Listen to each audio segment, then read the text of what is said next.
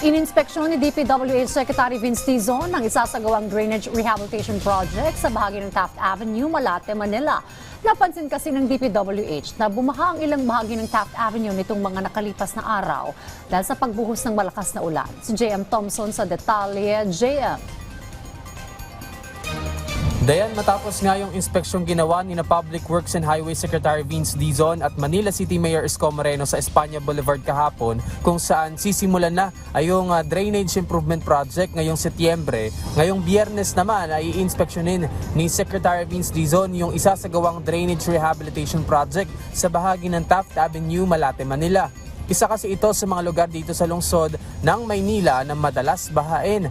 Kagaya na lang nitong nakaraang araw kung saan bumuhos yung malakas na ulan na monitor ng DPWH ang ilang bahagi ng Taft Avenue na bahagyang nagkaroon ng mga pagbaha. Pero matapos yung ginawang paglilinis ng mga drainage ay agad naman itong bumaba. Itong gagawing drainage improvement naman ay bahagi pa rin ng mga proyektong Oplan kontra baha alinsunod sa direktiba ni Pangulong Ferdinand R. Marcos Jr. Matatandaan na may mga ilang drainage improvement project nang ginawa sa lungsod at tuloy-tuloy yung pagtitiyak ng DPWH na mayroong maayos na daluyan ng tubig para mabawasan yung mga pagbaha lalo na sa mga flood-prone areas.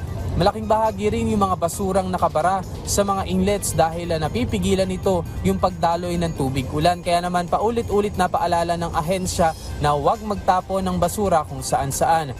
Dayan maya-maya nga lang ay darating na si Secretary Vince Dizon para personal na tingnan yung bahagi ng Taft Avenue sa may harap ng De La Salle University para masimulan na rin yung inaasahang rehabilitasyon sa pagpapalawak ng mga kanal na makatutulong para mabawasan ang pagbaha sa lugar sa susunod na taon.